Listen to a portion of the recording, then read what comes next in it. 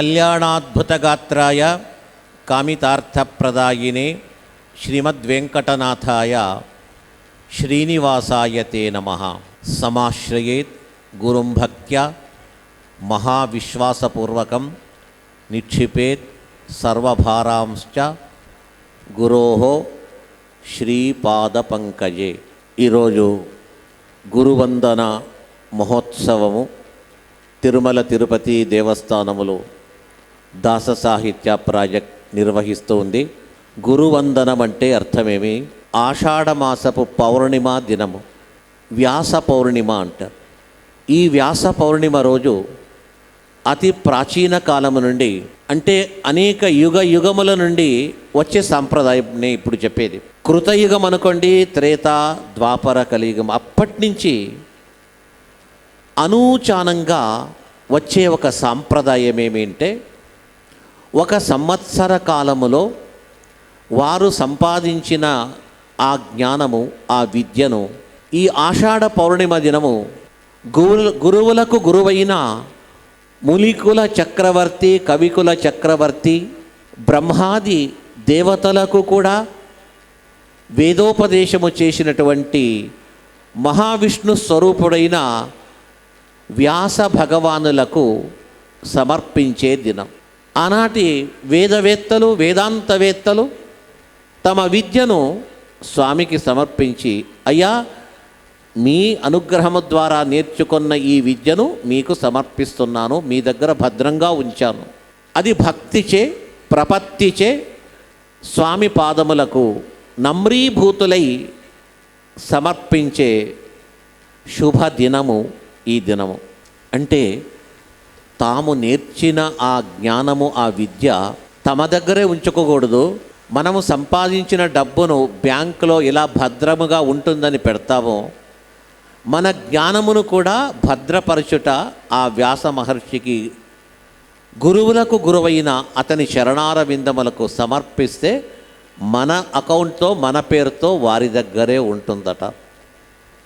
మనకెప్పుడు ఏ జన్మకు కావలసినా ఇస్తారు. ఈ జన్మలో మనం బ్యాంకులో పెట్టినటువంటి ధనము మనం ఉన్నంత వరకే వాడతాం, కానీ ఈ లోకాన్ని మనం వదిలి వెళ్ళిపోతే ఈ డబ్బును వేరే జన్మ ఎత్తితే నా అకౌంట్కు రాదు, అది నాకు చెల్లదు. అది అయితే పుణ్యము, జ్ఞానము, మన తపస్సు, మన విద్య భగవంతునికి సమర్పిస్తే, శ్రీకృష్ణార్పణమస్తని చెప్తే, ఏ జన్మలో వెళ్ళినా, ఎక్కడికి వెళ్ళినా భగవంతుడు మన పేరుపైనే ఈ జీవుని యొక్క సంబంధమైందని అలాగే పెట్టి ఉంటాడు. అందుకే మన వాళ్ళు చెప్తారు, ఎవరైనా చిన్న వయస్సులో అద్భుతమైన విద్య, జ్ఞానము, మంచి పనులు చేస్తుంటే ఏమంటారు? వారిని పూర్వజన్మ సుకృతం అంటారు. విన్నారా? ఏదైనా మంచి పని చేస్తే ఏమంటారు? ఇది పూర్వజన్మ సుకృతం అంటారు. అంటే ఈ జన్మలో అంత సంపాదించే శక్తి ఉండదు. ఈ చిన్న వయసులో ఇంత మనం తెచ్చుకున్నామంటే జన్మాంతరములో మనము చేసిన మంచి పని అది భగవంతునికి అర్పించి ఉంటే తిరిగి మనకే ఇస్తాం. మనం ఈ జన్మలో పెట్టిన, బ్యాంకులో పెట్టిన బంగారు కావచ్చు, డబ్బు కావచ్చు, మనం వెళ్ళిపోతే మన వెంట రాదు. మన వెంట వచ్చేది మనము సమర్పించిన ఆ పుణ్యమనే ధనం మాత్రం వస్తుంది. అందులో జ్ఞానము, విద్య ఆ గురువులు ఇచ్చిన దాన్ని గురువర్యుల దగ్గరికి వెళ్ళి, అయ్యా మీ అనుగ్రహము ద్వారా నేను ఇంత సత్సాంప్రదాయాన్ని నేర్చుకున్నాను, మీకు నేను శరణాగతి మీ పాదార విందముల యందు నేను సమర్పిస్తున్నాను, నన్ను అనుగ్రహించండి అని చెప్పి ప్రార్థించే దినమే ఆషాఢ పౌర్ణిమ. అయితే గురువులు ఎవరు? అందరూ గురువులే అంటుంటాం. ఈ గురు పరంపర ఎక్కడి నుంచి మొదలైంది? ఒక గురువుకు చూస్తే ఇంకో గురువు, ఆ గురువుకు మరొక గురువు, ఇలాగే ఆ గురువు అలాగే వెళ్ళి చివరికి ఎక్కడికి ఆ గురువు యొక్క మూలస్థానమని మనం అర్థం చేసుకుంటే, ఆ గురువు యొక్క మూలస్థానము వ్యాస మహర్షి దగ్గరికి వస్తుంది. అతడే మూల గురువు. ఆ తర్వాత బ్రహ్మాది దేవతలు, సప్తర్షులు, మహర్షులు, త్రికాల జ్ఞానులు, బ్రహ్మర్షులు, దేవర్షులు, వీరందరూ గురువులే. మనకు కంటికి కనిపించే వాళ్ళు మాత్రం గురువులని భావించడం కాదు. దిననిత్యములో గురువు యొక్క మహత్వాన్ని మనం చూస్తుంటాం, అయితే గుర్తుపట్టలేం. ఈరోజు చూడండి, మనం ఒక ఆచరణ చేస్తున్నాం, ఏదో ఒకటి, ఒక పండగ, ఒక సంప్రదాయం. అంతెందుకు, తల్లి తండ్రికి నమస్కరిస్తారు, పెద్దలు వస్తే నమస్కరిస్తారు. ఇది ఎచ్చట సాంప్రదాయము? మన భారతదేశపు సాంప్రదాయం. ఇతర దేశాల్లో కన్న తల్లి తండ్రిపైనే కోర్టులో కేసు వేసేవాళ్ళు ఉంటారు. తల్లి తండ్రి వయస్సు వస్తే వారిని ధిక్కరించేవాళ్ళు ఉన్నారు. తల్లి తండ్రిని ప్రత్యక్ష దైవంగా చూసే సాంప్రదాయము మన భారతదేశంలో ఉంది. భరత భూమిలో ఉండే వారికి ఉంది.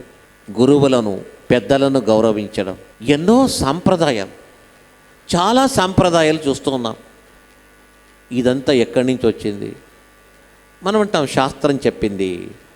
మనము గంగా నదికి వెళతామంటాం, గంగా స్నానం ఎందుకు అంటే పుణ్యం వస్తుంది. అందరికీ తెలుసు పుణ్యం ఎలాగుంటుందో నేను తెలియకపోయినా పుణ్యం వస్తుంది. నేను ఈరోజు కాశీకి వెళ్ళాను, రామేశ్వరం వెళ్ళాను, గంగా స్నానం చేశాను, త్రివేణి సంగమ స్నానం చేశాను, సముద్ర సంగమ, సాగర సంగమ స్నానం చేశాను అని ఎన్నో తీర్థక్షేత్రములకు మనం వెళుతుంటాం. అది చెప్పింది ఎవరు? తీర్థక్షేత్రాలను సేవించాలని ఎవరు చెప్పారు? ఇది మన సాంప్రదాయం, మన శాస్త్రములు తెలిపింది. ఇలాగే సాంప్రదాయములు, ధర్మము, సూక్ష్మ ధర్మములు, ఎన్నో ధర్మాలు, ఎన్నో సూక్ష్మ ధర్మాలు ఉంటుంది. అన్నిటినీ కూడా చెప్పిన వారు మన ప్రాచీన సాంప్రదాయపు మహర్షులు చెప్పారు. ఆ మహర్షులకు గురువైన వ్యాస మహర్షి చెప్పారు. అతడు రచించిన మహాభారతం, అష్టాదశ పురాణాలు. ఇక మహాభారతం అనేది చూస్తే అక్కడ చెప్పనటువంటి ధర్మాలు లేదు, అనేక ధర్మములు, ఎన్నో సాంప్రదాయాలు. ధర్మ మార్గంలో వెళ్ళిన వానికి జయమవుతుంది, అధర్మ మార్గంలో వెళ్ళిన వానికి అపజయమవుతుంది అని మహాభారతం చెప్పింది. అక్కడే చూపింది కూడా. చెప్పడం మాత్రమే కాదు, అక్కడ విత్ ప్రాక్టికల్గా కూడా మహాభారతంలో తెలుపబడింది. గాంధారి కావచ్చు, ఇంకెందరో కావచ్చు, ఎవరైనా వచ్చి ఆశ్రయించి వారిని నాకేమైనా మంచిది కలగండి, ఆశీర్వదించండి ఏమంటారు? యతో ధర్మస్తతో జయ. మహాభారతం చెప్పింది. దుర్యోధనుడు వచ్చి నమస్కరిస్తే తల్లి ఏమంటుంది? నాకు మంచిది కలగని, జయము కలగని అని నన్ను ఆశీర్వదించి ఉంటే యతో ధర్మస్తతో జయ. ఎక్కడ ధర్మమో అక్కడ జయము. అర్థం చేసుకోండి, అంతే, అంతకంటే ఎక్కువ చెప్పాను. ధర్మ మార్గంలో వెళ్ళిన వారికి తప్పక జయం అవుతుంది, అధర్మ మార్గంలో వెళ్ళేవానికి అపజయం అవుతుంది. అధర్మ మార్గంలో వెళ్ళారు పెద్దలైన గొప్పవారని అనిపించుకున్నటువంటి ద్రోణాది మహనీయులు. ద్రోణాచార్య అంటే సాక్షాత్ బృహస్పతి. అతడు కూడా ధర్మ మార్గాన్ని తప్పాడు. అందరూ కలిసి అధర్మంగా అభిమన్యుని వధించారు. జయం కలిగింది అని తాత్కాలికంగా ఒక్కరోజు వారు విజయం కొరకు అధర్మ మార్గంలో వెళితే చివరికి వారెవ్వరూ మిగల్లేదే. 11 అక్షౌహిణి సైన్యంతో వెళ్ళిన మహాభారత యుద్ధంలో ఒక్క వ్యక్తి కూడా మిగలకపోయారు. ఎందుకు? ధర్మములో వెళ్ళిన వారికి జయమవుతుంది, అధర్మములో వెళ్ళిన వారికి అపజయమవుతుంది. అధర్మములో వెళ్ళిన వారికి అపజయమవుతుంది. ద్రోణుడు అధర్మం యొక్క మార్గాన్ని కాలు పెట్టాడు. అందరూ వెళ్ళారు. చివరికి ఏమైంది? ఎవ్వరూ లేదు.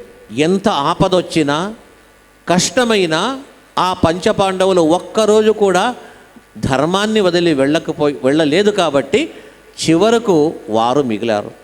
అంతేకాకుండా ధర్మమూర్తి అయిన, ధర్మ ప్రేరకుడైన, ధర్మస్వరూపుడైన శ్రీకృష్ణుని పాదములను ఆశ్రయించారు కాబట్టి వారు చక్కగా చివరి వరకు అలాగే నిలబడ్డారు. అందుకే భగవద్గీతలో అర్జునునకు చివరిగా చెప్పేది కూడా చివర్లో ఇదే చెప్తారు. యత్ర యోగేశ్వర కృష్ణ యత్ర పార్థో ధనుర్ధర తత్ర శ్రీ విజయోభూతి ధ్రువా నీతిర్మతిర్మమ. ఎక్కడ యోగేశ్వరుడైన కృష్ణుడో, ధనుర్ధారి అయిన అర్జునుడు ఉంటాడో తత్ర శ్రీ, అక్కడ శ్రీ సంపద ఉంటుంది. విజయ భూతి, అక్కడ విజయము ఐశ్వర్యము అంత ఉంటుందట. యోగేశ్వరుడైన కృష్ణుడు, ధనుర్ధారి అయిన అర్జునుడు ఉండే చోట ఎప్పటికీ అపజయము లేదు, విజయమే కలుగుతుంది. ఆ విధంగా మన యొక్క సాంప్రదాయాలు ఒకటి కాదు, వేల వేల సంఖ్యలో మహాభారతము మానవ జీవనానికి కావలసిన సత్సాంప్రదాయాలు మీరు తెలుసుకోండి అని చెప్పేసి కొన్ని పాత్రలను నిర్మించి ఆ పాత్రల ద్వారా మనకు తెలుపుతూ ఉన్నాం.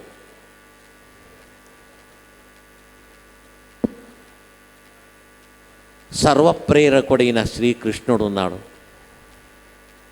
ఆపదలు ఎంత వచ్చినా ఆపదలకు భయపడవద్దండి.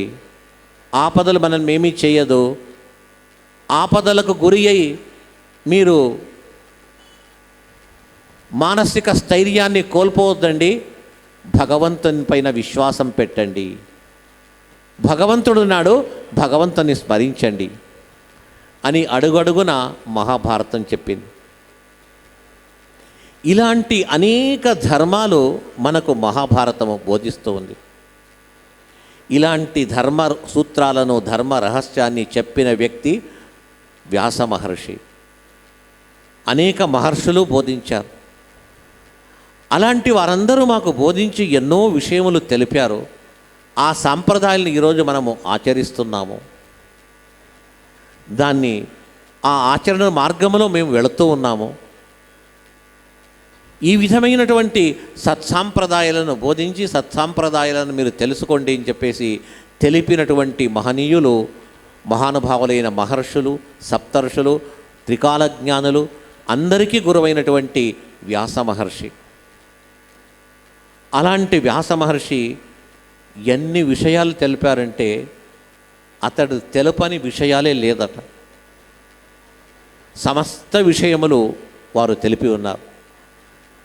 అలాంటి మహనీయులను ఈరోజు స్మరిస్తూ వారు చెప్పిన మార్గంలో మనము నడుస్తూ ఆ ఆదేశాలను మనం పాలిస్తూ ఉన్నట్టయితే అది నిజమైనటువంటి గురు పౌర్ణిమ అని చెప్పేసి. గురుస్థానము చాలా గొప్పది. గురువులను స్మరించండి, హరిని స్మరించండి. గురువు దగ్గర వెళితే గురువు ఏమంటాడు? నన్ను స్మరించండి అని చెప్పాడు, భగవంతుని స్మరించండి అని చెప్తాడు. అంతా భగవంతుడు చేస్తాడు, భగవంతుని స్మరించండి. భగవంతుని స్మరిస్తే ఏమవుతుంది? హరిస్మృతి సర్వ విపద్విమోక్షిణి. భగవత్ స్మరణము, హరిస్మృతి సకల ఆపదల నుంచి మమ్మల్ని కాపాడుతుంది. గురుస్మృతి, గురుస్మరణము సకల సమృద్ధిదాయని, సకల సంపదలనిస్తుంది, సకల సౌఖ్యమునిస్తుంది. ఆపదలను పోగొట్టేవాడు భగవంతుడు, సకల సంపదలనిచ్చేవాడు గురువు. మనకు కావలసిందే ఆపదలు తొలగిపోవాలా, సంపదలు రావాలా. ఈ రెండూ కోరుకుంటాం కదా. ఆ రెండూ కోరుకునే వారికి ఈ ఇద్దరు కూడా రెండు కళ్ళవలే. ఒక పక్షి పైకి ఎగరాలన్నట్టయితే ఆ పక్షికి కావలసింది రెండు రెక్కలు. ఆ రెండు రెక్కలు ఎంత గట్టిగా ఉంటే అంత పైకి వెళుతుంది ఆ పక్షి. ఒక రెక్క ఉంటే చాలు. ఒక రెక్క ఎందుకని ఒక పక్షి యొక్క ఒక రెక్క తీసేస్తే పైకి ఎగురుతుందా? కుప్పకూలిపోతుంది. అదేవిధంగా జీవాత్మ అనే పక్షికి కూడా రెండు రెక్కలు. ఒకటి వచ్చేసి గురువు, ఇంకొక రెక్క వచ్చేసి శ్రీహరి. హరిస్మృతి, గురుస్మృతి. హరిని స్మరించండి, గురువును స్మరించండి. అయితే నేరుగా హరి దగ్గర వెళ్ళడానికి కుదరదు. భగవంతుని నేరుగా చేరుకోలేం. గురువు అనేవాడు మనకు ఉండాలా. ఆ గురువు ద్వారా హరి దగ్గరికి వెళ్ళాలి. ఒక పెద్ద అధికారి దగ్గరికి వెళ్ళాలంటే నేరుగా వెళ్ళలేం. వారికి అనుబంధము కలిగిన వారి దగ్గర చనువుగా ఉండే ఆ వ్యక్తిని ద్వారా అధికారి దగ్గరికి వెళతాం. అప్పుడు పని అవుతుంది. అదేవిధంగా భగవంతుడు సర్వాధికారి, సర్వకాలములో ఉండేవాడు, చతుర్దశ లోకాధిపతి. ఆ భగవంతుణ్ణి చేరుకోవడమే మన యొక్క గురి. అయితే ఆ భగవంతుని చేరుకోవడానికి మార్గం ఉంది ఒకటి, అది త్రూ ప్రాపర్ ఛానల్ గురువు. ఆ గురువు అనేవాడే మమ్మల్ని హరి దగ్గరికి తీసుకెళతాడు. ఎలాగా? తన ఉపదేశము చేత, తన తపశ్శక్తి చేత, తాను చేసి అనుష్ఠాన శక్తి చేత, తన యొక్క మంత్ర బలము చేత, తాను అనుష్ఠానం చేసి, తాను తపస్సు చేసి, ఉపవాసాదులు చేసి, తాను సంపాదించిన పుణ్యాన్ని తన దగ్గరికి శిష్యత్వాన్ని పొందడానికి వచ్చిన శిష్యునికి ఆశీర్వాద రూపంలో ఆ శక్తిని ఇచ్చి, ఆ శక్తి ద్వారా అతన్ని శ్రీహరి దగ్గరికి వెళ్ళేటట్టుగా చేస్తాడట. కాబట్టి మనము హరిని ముందు ఆశ్రయించడము కంటే గురువును ఆశ్రయించినట్టయితే ఆ గురువే తన తపశ్శక్తి చేత, తన అనుష్ఠానము చేత, తన ఫలితము చేత, తన సంపాదించినటువంటి ఆ పుణ్యాన్ని శిష్యునికి ధారపోస్తాడు. దీనికి ఒక చిన్న నిదర్శనం చెప్తాను. ఏమంటే, పాతకాలంలో మహనీయులు, జ్ఞానివరేణ్యులు, పీఠాధిపతులు, పరమాచార్యులు వారు నడుస్తూ తీర్థక్షేత్రాలకు వెళ్ళేవారు. తీర్థక్షేత్రాలకు వెళుతూ ఉంటారు, శిష్యులతో పాటు వెళుతూ ఉంటారు. వారికి ఒక ఇల్లు అనేది ఉండదు. ఊరి బయట అనేక వృక్షముల యొక్క సమూహము, ఒక వృక్షం కింద గురువు కూర్చొని శిష్యులకందరికీ వేదాంత పాఠాన్ని చెప్తూ కూర్చొనిటారు. అలా సాగుతూ ఉండగా ఒక స్త్రీ, ఒక మహిళ వస్తుంది, ఏడుస్తూ వస్తుంది. ఏడుస్తూ వచ్చి స్వామి దగ్గర కాస్త దూరంగా చేతులు జోడించి కళ్ళ నిండా ఆ దుఃఖాశ్రులను వ్రాలుస్తూ నిలబడుతుంది.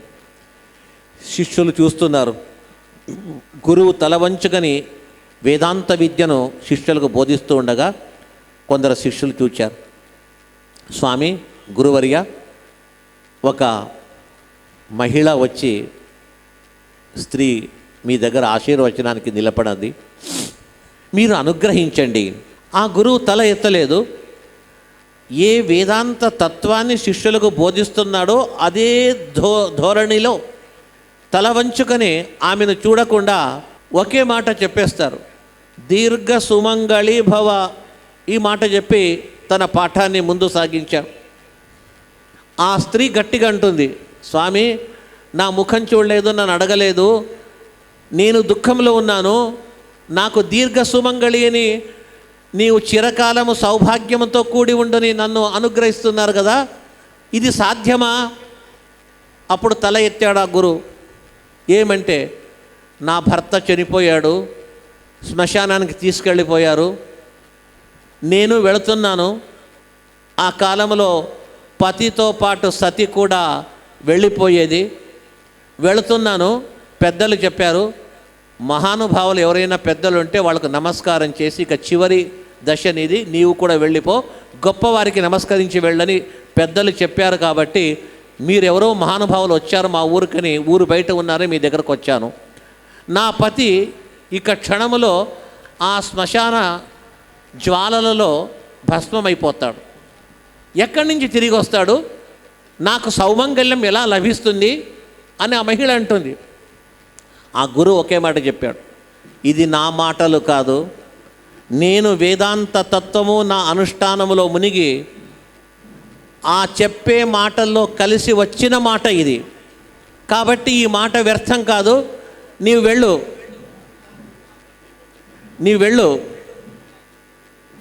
నీ పతి దగ్గర వెళ్ళు అనేటప్పటికీ పరిగెత్తుకొని వెళుతుంది. ఉన్నట్టుండిగా ఆ శ్మశానములో ఆ వ్యక్తి లేచి కూర్చున్నాడు. ఆమె సంతోషానికి అంతులేదు.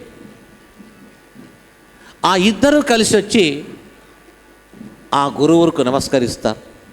అయ్యా మహానుభావ, మీ యొక్క వాక్ శక్తి చేత చనిపోయిన నా పతి బతికి వచ్చాడుంటే మీ తపశ్శక్తి ఇది, మీకు ఈ జీవనమంతా మీకు నేను దాసులుగా ఉంటాము, అనుగ్రహించండి అంటే వారికి ఇంకో మాట చెప్తారు, మీకు సంతానం కలుగుతుంది, 2 కుమారులు పుడతారు, ఒక కుమారుని నాకు శిష్యుడిగా ఇవ్వండి, ఒక కుమారుణ్ణి మీరు ఉంచుకోండి అని ఈ విధంగా చెప్పి ఆ తర్వాత ఒక కుమారుని తీసుకుని తమ శిష్యవర్యులుగా వారు చేసుకుంటారు.